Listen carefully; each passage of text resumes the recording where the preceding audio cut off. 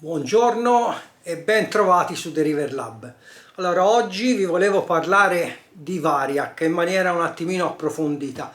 Variac, o più precisamente, per essere esatti, sarebbe trasformatore variabile, o meglio ancora autotrasformatore variabile, perché Variac in realtà è un marchio registrato dalla ditta General Radio, però è entrato, diciamo, nella denominazione comune. Tutti, quando si parla di un trasformatore o autotrasformatore variabile, si dice Variac. E ormai è diventato una parola che è di uso comune e che identifica il prodotto, anche se, diciamo, non è il suo vero nome. Vi volevo far vedere diverse applicazioni appunto del Variac, in maniera che abbiate un'idea più chiara, perché tutti sanno più o meno a cosa serve, ma non tutti, diciamo, hanno idea ben precisa su tutti gli usi per cui può essere usato. E in questo video vi voglio far vedere questo. Perciò andate avanti con il video e vedete anche questa volta cosa combino per voi.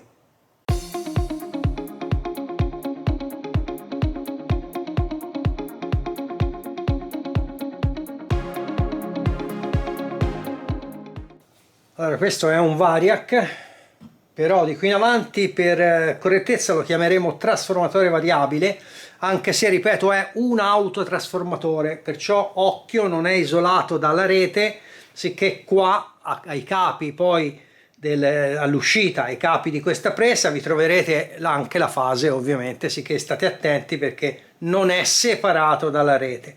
Comunque, questo trasformatore variabile lo accendiamo. Ora in questo caso sta segnando 160 volt, ma di solito hanno il vantaggio che si regolano da tensioni prossime allo zero e si può ottenere in maniera, diciamo, continua, più o meno. Vedete, ora sta tirando fuori 14 volt, 47 volt, e mano a mano che vado avanti il voltmetro indica di più, diciamo da 0 più o meno a poco più della tensione di rete. In questo caso la tensione di rete è 230 volt, e noi questo Variac qui arriva circa fino a 300, e sicché abbiamo un bel po' di tensioni al nostro, diciamo, portafoglio, non al portafoglio di soldi, ma diciamo nel nostro laboratorio possiamo avere tutte le tensioni che ci interessano.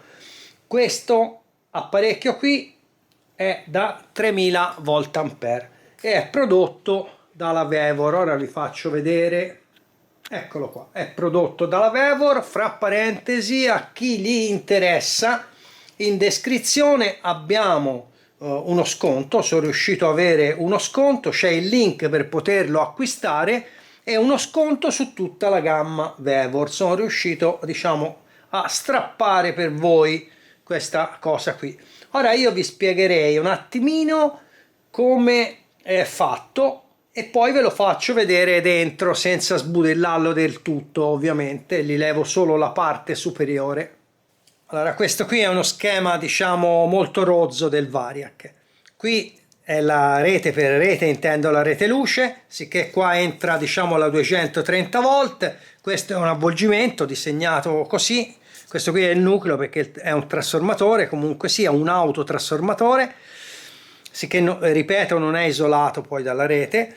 Allora, in un autotrasformatore normale, magari se uscissimo qui con una presa intermedia dell'avvolgimento, qui potremmo avere, che ne so, 110 volt, per dire, una tensione qualsiasi. Qui magari possiamo avere 180 volt, mentre nel Variac qua c'è un contatto strisciante e possiamo avere la tensione da 0 fino a sopra la tensione massima. In questo caso qui massimo si avrebbe 220, però facciamo conto che l'avvolgimento sia più alto. L'ho disegnato così, ripeto, in maniera molto rozza. Perciò sul carico avremo una tensione che è variabile da 0 fino a un certo livello. Comunque questo è il principio di funzionamento dell'autotrasformatore variabile.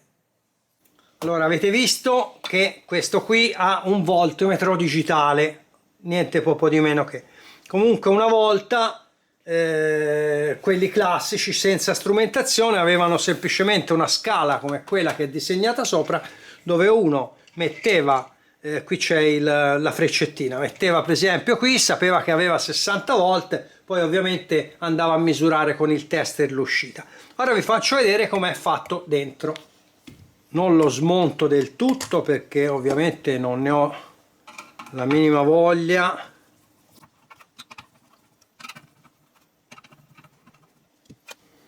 Dicevo, non ne ho la minima voglia di smontarlo completamente del tutto. Ora vi faccio vedere com'è fatto. Allora, prima di tutto mi assicuro di averlo staccato, se no ci prendo una briscola che non è quella del gioco delle carte.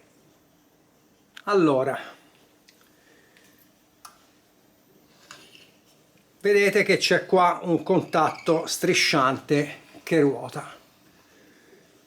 Queste sono le spire del trasformatore e qua, se ci fate caso, non sono rosse come qua, ma sono più chiare. Il filo è scoperto in quel punto lì.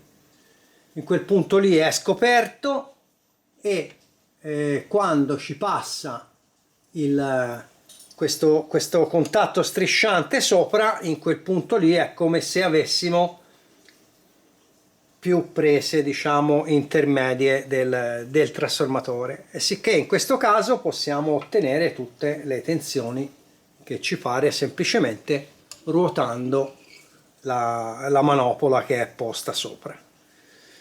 Lo richiudo e guardiamo a cosa può servire.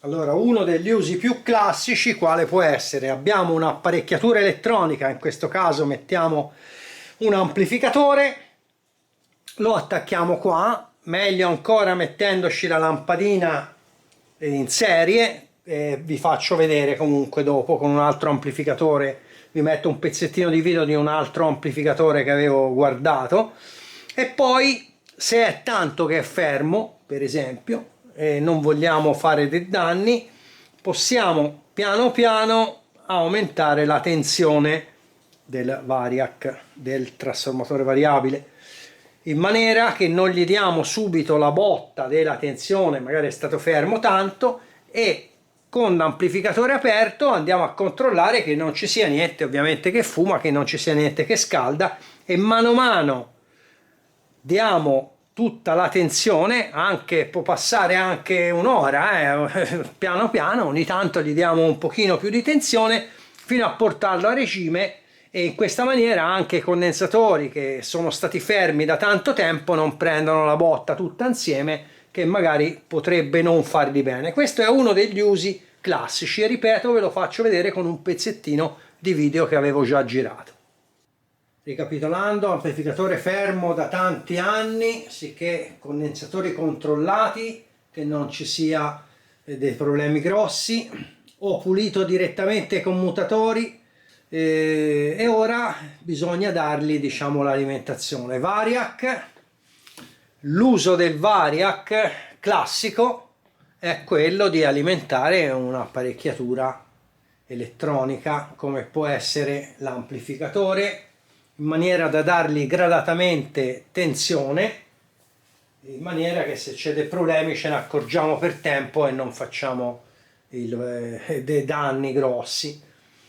Lampadina in serie, io vi sto facendo vedere il set messo così, ovviamente lo sapete che ce l'ho direttamente collegato fisso, però per farvi vedere ho messo tutto sul banco. Fra parentesi, questo qui della Vevor è un ottimo variac che bisogna sicuramente avere, perché come si dice, se uno vuol fare queste riparazioni qui, specialmente della roba vecchia, un bel variac per dare gradatamente tensione ci vuole.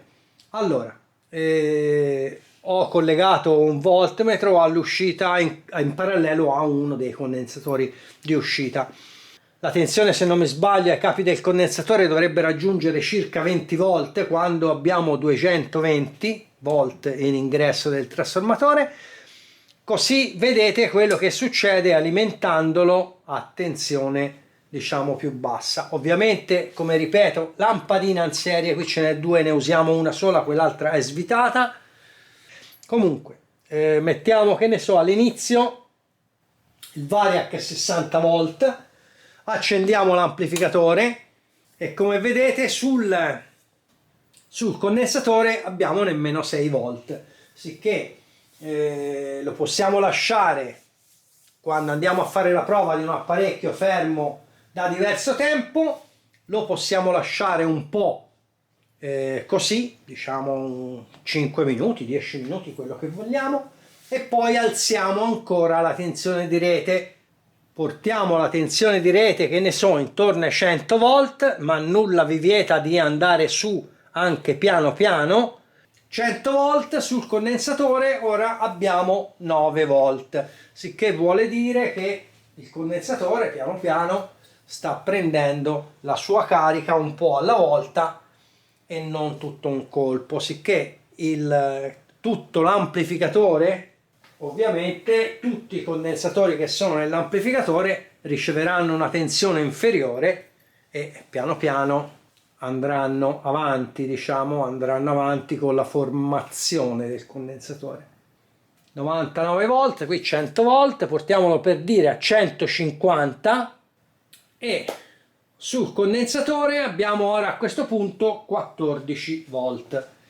La lampadina nel frattempo non è illuminata, il filamento non si vede nemmeno, sicché vuol dire che cortocircuiti, diciamo, non ce n'è, perché sarebbe accesa fissa, e nemmeno assorbimenti anomali. La tensione è sempre a 14 volt, ora portiamo la tensione direttamente a 220 e poi dopo togliamo la lampadina, perché farà una caduta di tensione anche quella, ovviamente. Portiamo a 220 volt, anche se ora è 230, questo è un amplificatore vecchio, già che abbiamo la possibilità del variac, portiamola a 220, poi dopo la alimenteremo direttamente da una presa. Lampadina sempre completamente spenta, buon segno, siamo a circa 20 volt e ora a questo punto direi di togliere direttamente la lampadina dal mezzo. Un altro uso comunque da non sottovalutare, perché chi ha un laboratorio può capitare, e perciò secondo me questo in ogni laboratorio, anche non dico da 3 kW come questo, ci sono anche da 1000 watt, anche da 500, però in ogni laboratorio non deve mancare, è proprio uno strumento secondo me essenziale. Dicevo, mettiamo che abbiamo uno strumento vecchio. Questo è vecchio, ma non è il problema che è vecchio questo qui. Questo qui è uno strumento militare americano. Americano, a quanti volt va? A 115 volt. Questo ovviamente non solo se dobbiamo provarlo lo strumento, ma anche se vogliamo usarlo. Se questo lo voglio usare, lo attacco al variac e ho 115 volt. Questo è un bellissimo multimetro militare che va benissimo. E pertanto se lo voglio usare lo devo alimentare no a 220 perché lo brucio, e il variac ci aiuta anche a fare, diciamo, questa operazione. Abbiamo un apparecchio vecchio o un apparecchio anche nuovo ma americano, lo possiamo alimentare, che a cose normali non lo potremmo fare. Un'altra cosa che potrebbe essere utile in laboratorio, mettiamo che noi in questo caso è una tensione alternata, questo è un trasformatore che tira fuori 40 volt, noi ne abbiamo bisogno di 30, di 35 volt, non ce l'abbiamo il trasformatore adatto, diciamo che la potenza sia adatta ma il voltaggio non è adatto, sicché noi ci serve 30 volt. Come possiamo fare? Il trasformatore l'abbiamo, il variac l'abbiamo, lo colleghiamo e poi ovviamente se lo alimentiamo a 230 il trasformatore erogherà 40 volt che sono i suoi, ma se caliamo a un certo punto noi possiamo regolare la nostra tensione che ci serve sui 30 volt, ovviamente calando la tensione in ingresso, e come si vede siamo a circa 169-170 volt e qui abbiamo 30. Stessa cosa, potremmo averne anche 20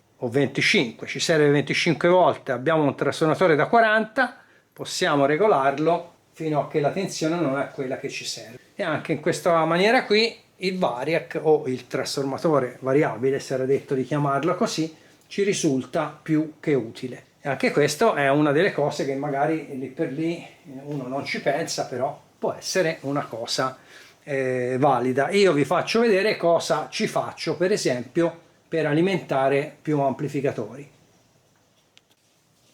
Allora, questo è un alimentatore che ho fatto e ricavato praticamente un alimentatore non stabilizzato, un alimentatore duale.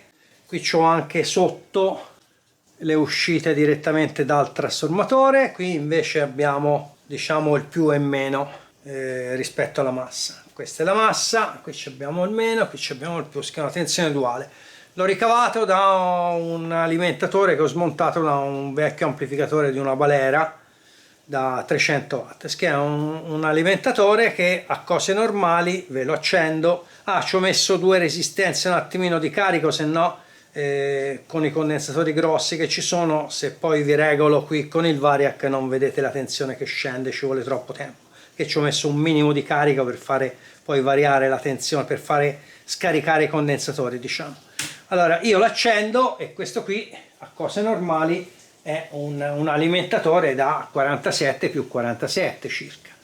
Ovviamente con un alimentatore del genere ci posso alimentare solo degli amplificatori che siano piuttosto grossi, perché sono nati per una tensione così. Se io devo alimentare, mi si vuole una tensione duale, ripeto, non è stabilizzata, perché per la prova specialmente degli amplificatori e specialmente in tanti amplificatori, nella maggioranza degli amplificatori non c'è una tensione stabilizzata per l'alimentazione. Mettiamo però io devo alimentare con una tensione duale un amplificatore che mi richiede, invece che 47 volt, me ne richiede, che ne so, 35, io con lo stesso alimentatore lo posso fare, perché col Variac vario la tensione fino a portare il nostro alimentatore, che ripeto non è stabilizzato, a circa 35 volt, e io posso alimentare un altro, diciamo, amplificatore che richiede una tensione più bassa, e diciamo via discorrendo così, è compagnia cantante, come dico sempre. Che il Variac anche in questo caso ci fa veramente comodo, perché possiamo ottenere anche da un alimentatore non stabilizzato come questo molte, vedete, molte più tensioni di quello per cui è nato, che era a 47 volt se non mi sbaglio. Vedete, qui ora stiamo tirando fuori circa 20 volt e si può anche calare, poi a un certo punto smetteranno di funzionare i voltmetri, perché non ci avranno più la tensione per essere alimentati, ma anche ora stiamo tirando fuori 11 più 11 volt. Ovviamente non sono stabilizzati, ripeto, una tensione serve di solito a me questo alimentatore per provare gli amplificatori. Se io lo riporto a 230 volt riabbiamo la tensione nominale che lui va a tirare fuori. Un'altra cosa, ovviamente va fatto con cervello. Allora qui ho 47 più 47 volt, circa 48 volt. Mettiamo che me ne serve per mal disgrazia un pochino di più, tipo 50. Se io l'alimento un attimino di più, questo a 50 ci arriva ovviamente, però non devo, magari per brevissimo tempo, perché lo sto alimentando a 238 volt, se no poi faccio fumare il trasformatore. Ma se lì per qualche minuto un trasformatore, insomma, un pochino di tensione in più se la regge. Ecco, questo è quello che vi volevo dire riguardo a quello che può essere utilizzato un autotrasformatore variabile. Questo è uno degli altri usi. Allora, dicevo, un trasformatore variabile, un autotrasformatore variabile può servire per tutti gli scopi in cui è necessario dover abbassare la tensione di rete o alzare leggermente, per tutte le casistiche che ci possono capitare in laboratorio. Ve ne dico una per tutti. Anni fa mi avevano portato un amplificatore che non si eccitava il relè, quello che praticamente mette in comunicazione le casse con il resto del circuito. Me l'hanno portato, non si sente più il tic del relè, non si sente più il tic del relè, come mai.